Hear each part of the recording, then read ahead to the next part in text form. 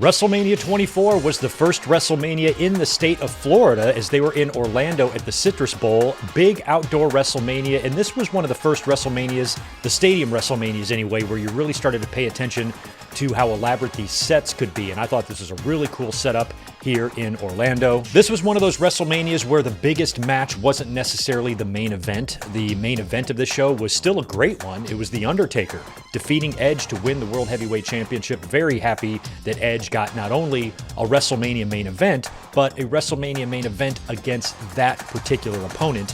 And even though it was a loss, I was really happy for Edge. The other championship match took place earlier in the card as WWE Champion Randy Orton retained the title in a triple threat match, defeating Triple H and John Cena, ending quite the run for John Cena of 4 straight championship wins at WrestleMania as he won the US at 20, won the World Heavyweight title at 21, and retained in 22 and 23, here picking up a very rare WrestleMania loss. I think arguably the biggest match on the show was the Shawn Michaels versus Ric Flair retirement match, which was so well done. Ric Flair received the greatest retirement that any wrestler could ever dream of having, and he actually undid all of that great work just a couple of years later in TNA.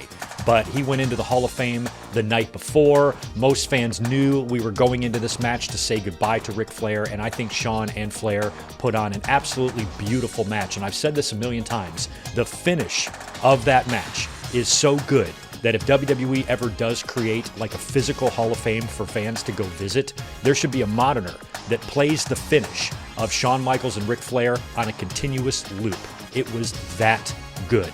The I'm sorry, I love you, the super kick, the pin, Flair getting his moment after the match, and the huge send-off that he got the following night on Monday Night Raw. One of the coolest and most emotional nights in the history of the business, even though it was dedicated to a complete jerk-off. We had CM Punk winning this year's Money in the Bank match, and he would go on to cash in that briefcase successfully a few months later against Edge and win the World Heavyweight title in a very early part of his career. Umaga was in another dumb WrestleMania match. The year before, he was in that stupid Battle of the Billionaires match. This year, he's in a match versus Batista for brand supremacy. So it's Raw versus SmackDown. Batista gets the win. Not much to say about this match. We also had Kane defeating Chavo Guerrero in 11 seconds to win the ECW Championship, and Floyd Money Mayweather defeated the Big Show, a recently returned Big Show who popped back up, I think, the month prior at No Way Out.